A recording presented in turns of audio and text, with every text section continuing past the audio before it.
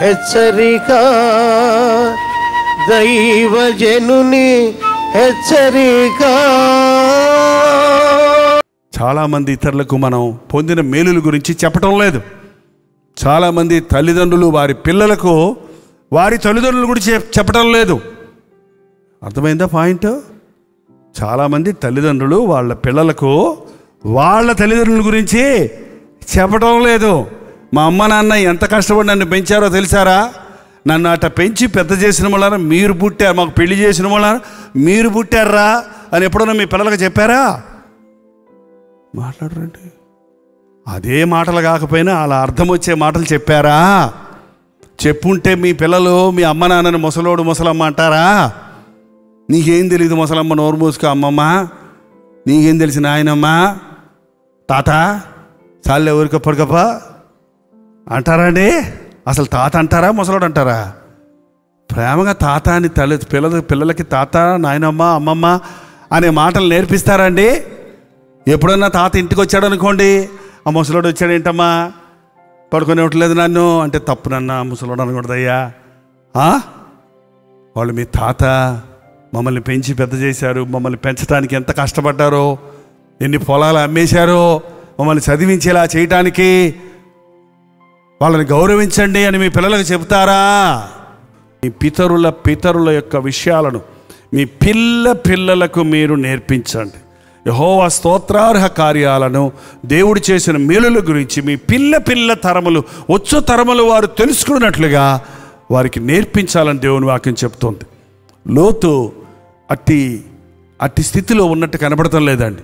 లోతు పిల్లలకి అబ్రహాము శారాల యొక్క విలువ తెలిసినట్టుగా కనబడటం లేదు. లోతు భార్యకి దైవజనుడు అయిన అబ్రహాముతో ఉంటున్న మూలాన ఉన్న ఆశీర్వాదాల గురించి మర్చిపోయారు. కాబట్టి వాళ్ళు ఏమన్నారంటే, మనం ఉండలేకపోతున్నాం, వేరైపోదాము. అబ్రహాం అండి ఎప్పుడూ కూడా, అబ్రహామే కాదు ఎవడైనా సరే, ఈవెన్ యేసుప్రభు దేవుడు మనల్ని బలవంతంగా ఏది చెయ్యమనడండి. ఒక నిజమైన మంచి విశ్వాసి బలవంతంగా ఎవరిని ఏది చేయమంట. అబ్రహాం అన్నాడు, సరే లోత వెళ్ళేటట్టుంటే వెళ్ళు, చూడు అదిగో దేశమంతా మన ముందుంది, నువ్వే కోరుకో, చిన్నోడువైనా నేను పెద్దవాడు, నేను చెప్పినట్టు నేల కాదు, నువ్వే కోరుకో, నీకేది కావాలో కోరుకో, మిగిలిన నేను తీసుకుంటా అంటే లోతిట్ట కన్నులెత్తి చూశాడట. చూస్తే ఏం కనపడిందో చూడండి. లోతు తన కన్నులెత్తి యోర్దాను ప్రాంతం అంతటిని చూచెను. యెహోవా సొదొమ గొమొర్రాలను పట్టణములను నాశనము చేయక మునుపు సోయరుకు వచ్చే వరకు అదంతయు యెహోవా తోట వలెను, ఐగుప్తు దేశము వలెను, నీళ్లు పారు దేశమై ఉండెను. కనులెత్తి చూసుకున్నాడంటండి. చూసుకుంటే ఒక ప్రాంతం చూసినప్పుడు ఎంత బాగుందంటే, చక్కటి నీటితో నిండిన, పచ్చటి తోటలతో నిండిన, ఐగుప్తు దేశములోని నీళ్లు పారే దేశముగా, సస్యశ్యామలమైన దేశంగా ఉన్న ఒక దేశాన్ని చూసుకున్నాడు. అది సొదొమ పట్టణం. సొదొమ పట్టణము శపించబడిన పట్టణం. అది సొదొమను గురించి ఇర్మియా భయంకరంగా ప్రవచించాడు.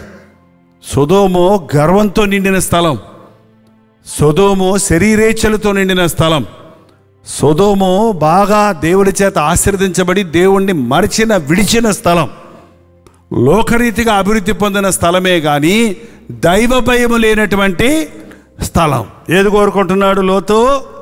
ఆ స్థలాన్ని కోరుకుంటున్నాడు. ఆ రోజు పచ్చటి స్థలాలు కానీ ఈరోజు పట్టణాలు కోరుకుంటారు మనుషులు. ఎక్కడికి వెళ్తావంటే ఎక్కడ కోరుకుంటారండి?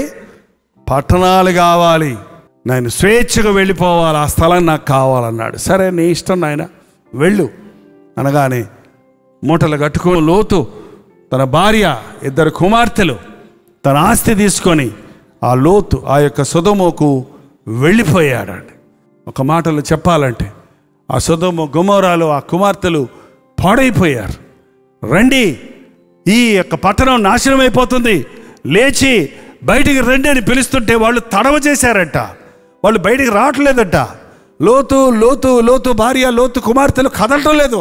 వదిలే, ఇంట్లో నుంచి వెళ్ళిపోతాం, కొత్త ఇల్లు కొనుక్కున్నాం, మంచి వస్తువులన్నీ ఉన్నాయి, చీరలన్నీ ఉన్నాయి, ఇవన్నీ ఎలా వదిలిపెట్టి వెళ్ళిపోవాలి, ఇవన్నీ ఏమైపోతాయి అని లోకాన్ని ప్రేమించి అక్కడ ఉంటే దేవదూతలు వారి చేతులు పట్టుకొని బలవంతంగా బయటికి లాక్కరావాల్సి వచ్చింది.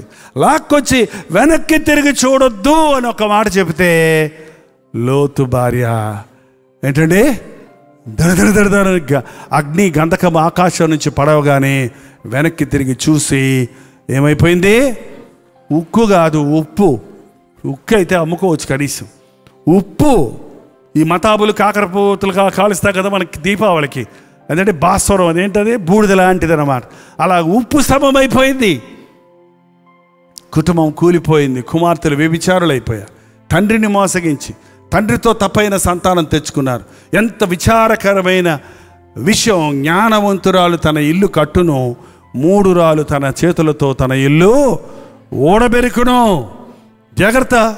మిమ్మల్ని గద్దించేవారు, మీకు బుద్ధి చెప్పేవారు, మిమ్మల్ని అదుపులో పెట్టేవారు ఉండడం మీకు తలకైపోవడం అనుకోవద్దు. మీరు మిమ్మల్ని పైకి పోకుండా ముందుకు రాకుండా ఆపుతున్నారు అనుకోవద్దు. వారే మీకు ఆశీర్వాదం, వారే మీకు దీవెన. ప్రార్థన. పరిశుద్ధుడా, ప్రేమగల తండ్రి, ఒక్కసారి నీ బిడ్డలను చూడు నాయన. ఒక్కసారి మమ్మల్ని చూడు నాయన. ఒకప్పుడు లేమిలో ఉన్న మమ్మల్ని ఈరోజు సమృద్ధిలోనికి నడిపించావు. ఒకప్పుడు లోకంలో ఉన్న మమ్మల్ని ఈరోజు నీ రాజ్య వారసులుగా చేసుకున్నావు. ఒకప్పుడు పాపంలో పడి ఉన్న మమ్మల్ని ఇవాళ పరిశుద్ధులుగా నీ రక్తం ద్వారా తీర్చిదిద్దావయ్యా.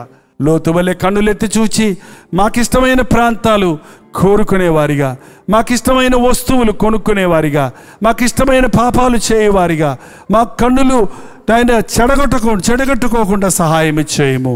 వ్యర్థమైన వాటిని చూడకుండా మా కన్నులు తిప్పివేయి నాయన. భార్యాభర్తలకు ఏక మనసు దయచేయి. భర్తతో ఏకీభవించే స్త్రీలను లేపు నాయన. భార్యతో కలిసి ప్రార్థించే పురుషులను లేపు నాయన. బిడ్డలను దేవుని కృపలో పెంచుకునే కుటుంబాలను దయచేయము తండ్రి. నీ ఆశీర్వాదాలు మా మీద కుమ్మరించము. యేసుక్రీస్తు నామములో అడుగుచున్నాము తండ్రి.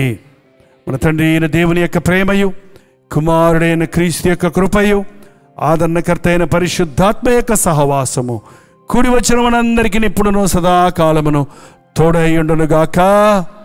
ఆమేన్, ఆమేన్, ఆమేన్.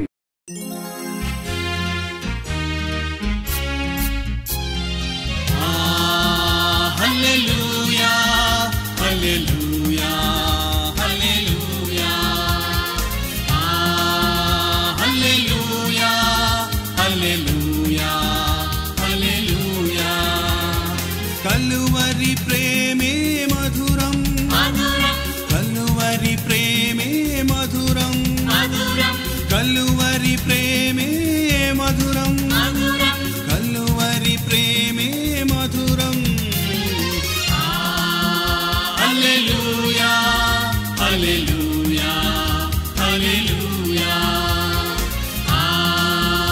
హల్లెలూయా, హల్లెలూయా, హల్లెలూయా.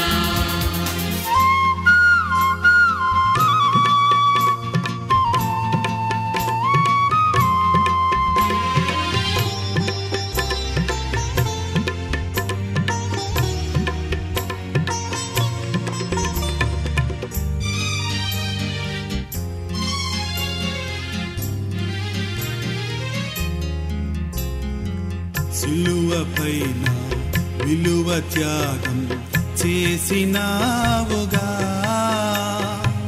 పాపినైనా నా కొరకు చిందించినావుగా, రుధిరం చిందించినావుగా. కలువరి ప్రేమే మధురం, కలువరి ప్రేమే మధురం, కలువరి ప్రేమే మధురం, కలువరి ప్రేమే మధురం. హల్లెలూయా, హల్లెలూయా, హల్లెలూయా, హల్లెలూయా.